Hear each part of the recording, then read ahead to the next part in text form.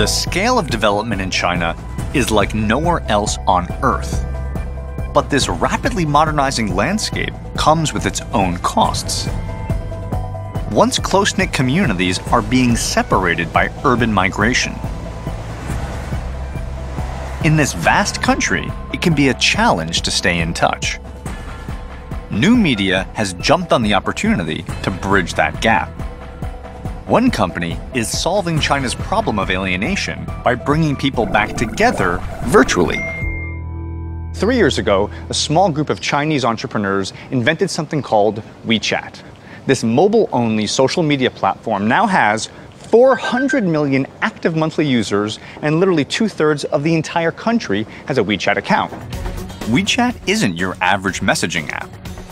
Their innovations have fundamentally changed the way Chinese communicate and interact, online and off. Popular functions include Moments and ShakeShake, both of which are social media platforms unique to WeChat.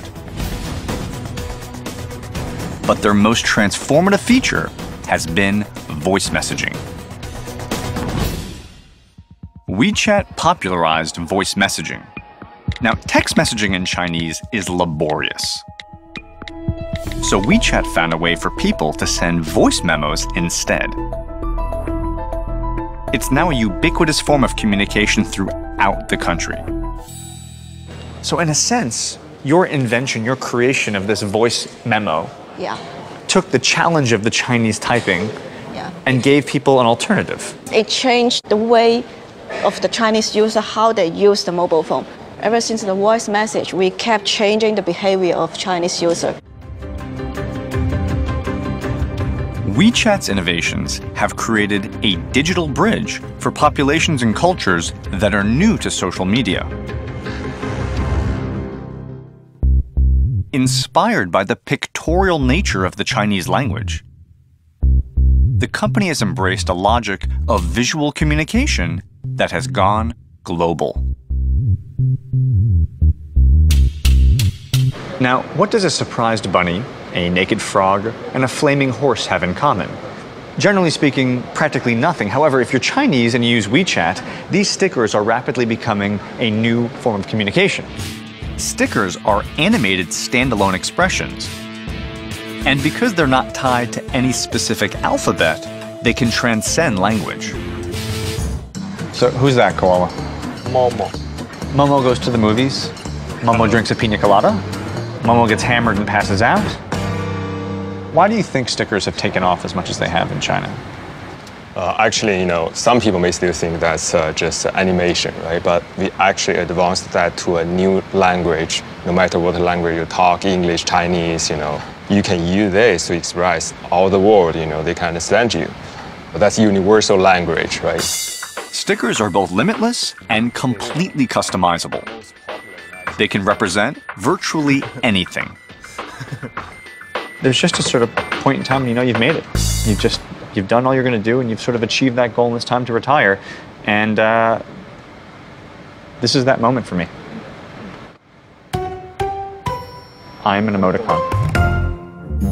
For WeChat, the entire country is like a gigantic playground and test lab, where they're able to observe and engage with a rapidly evolving society.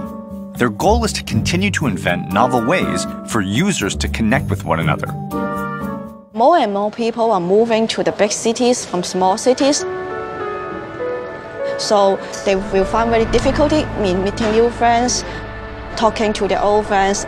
Everything in the big city, the life is too difficult for them.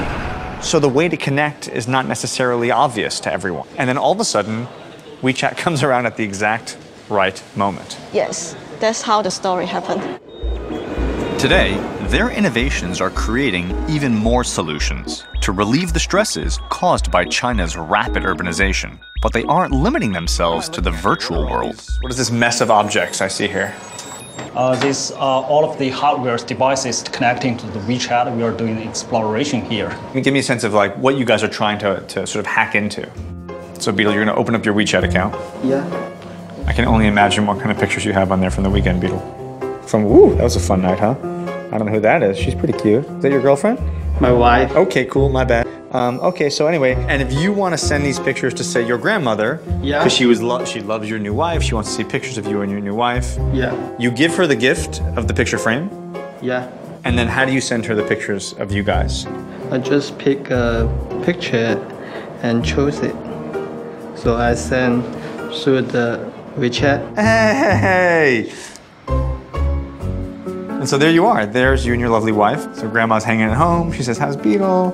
So happy he found someone he loves. So his grandma is hanging out by herself, wondering, what is he doing today? Is he having a good time? Bang! It is a kind of, I mean, we're being silly about it, but it is a kind of a really, like my grandmother would have loved to have this. I think this is an amazing, interesting way to involve someone who can't physically be here, but let them know what you're up to. What's your grandma's name? My grandma's name is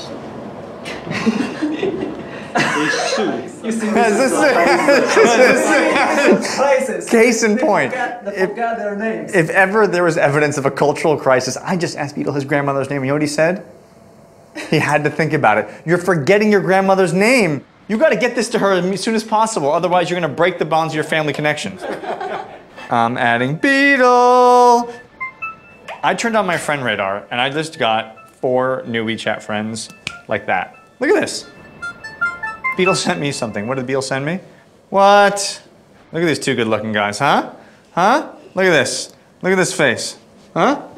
My new friend. WeChat's innovations have revolutionized the way families and friends stay in touch.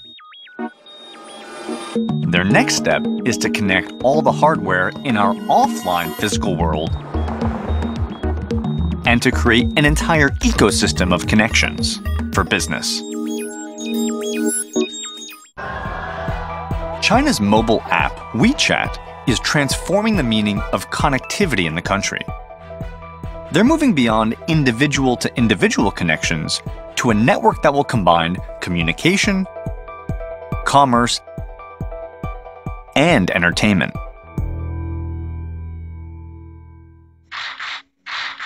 Well, in traditional model, people just sit in sofa and watch TV, just silent, and say nothing and do nothing. And they just receive the information from the TV station. You're interested in actually changing that relationship, making it a 2-way dialogue. Yeah, a contact. A contact. Yeah. WeChat's goal is to give millions of viewers the power to choose. By shaking their phones, they'll be able to vote for their favorite artists on TV, purchase the same clothes an actor is wearing, and even decide what happens next in a TV drama. So in a sense, TV has been giving you the information since you were a kid. Yeah. And now with this, you want to start talking back. Everybody wants to express their ideas. WeChat wants to radically change the way people use mobile phones. To date, their network includes over 5.8 million accounts from a diverse range of industries. Literally 1/5 of all Chinese companies have their own WeChat account. And every day, it's joined by nearly 15,000 new participants. They're using WeChat to manage their businesses and to interact with their customers. Individual users, companies, and media are all connected within an ecosystem in a new interactive way. And they're constantly working to define and refine how new media will shape their lives in the future. Beijing is here. So these are the huge areas. Beijing, Shanghai. Beijing, Shanghai, Guangdong. This is tomorrow. Yeah, tomorrow. You know, Alan, it seems to me that there are certain moments when a technology sort of transcends its function and becomes a part of culture. And it seems to me that WeChat has done that. Whether it's the mobile talking or people photographing their food, WeChat has become a part of Chinese culture in just 3 years. What's led to that level of penetration? 第一个方面是说，是由智能手机的这种特点所决定的。那我们会听到很多这样的新东西，比如说摇一摇或者扫一扫。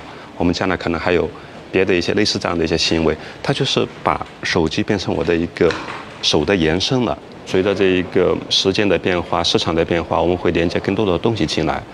我们是一个应该说是一个高度抽象的一个信息的一个中心处理系统，然后把它再分发给需要信息的所有的接收单元，包括人或者企业或者一些物品。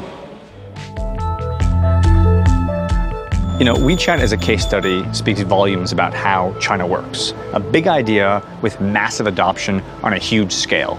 Let me put this in perspective. It took Facebook 54 months to get their first 100 million users. Twitter did it in 49 months. Here in China, WeChat got their first 100 million users in just 15 months. But beyond the speed at which it's grown, it's also how it's penetrated society. I mean, if you walk around China, the way people hold their phones, photograph their foods, communicate with their parents, WeChat isn't just impacting the culture, but it's literally beginning to transform it. I'm heading to Dali in the Yunnan province to find out how WeChat's innovations are changing the way that people interact with the world around them. That's me. Now, why are they very excited? Check this out. This will be one of the first ever crowdsourced set lists. By that I mean, before their favorite artist comes on, these guys will shake their phones to vote for the songs that they want to hear. In other words, the crowd is involved in transforming the concert based upon their involvement.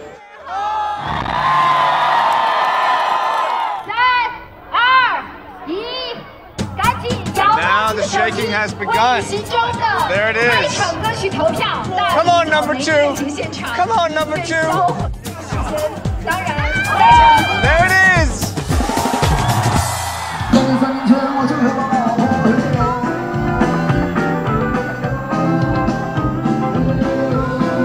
So there you have it. First song of the night, picked by the crowd, sung by the band, crowdsourced concert experience. They shook, they voted, their voices were heard, and they got what they wanted.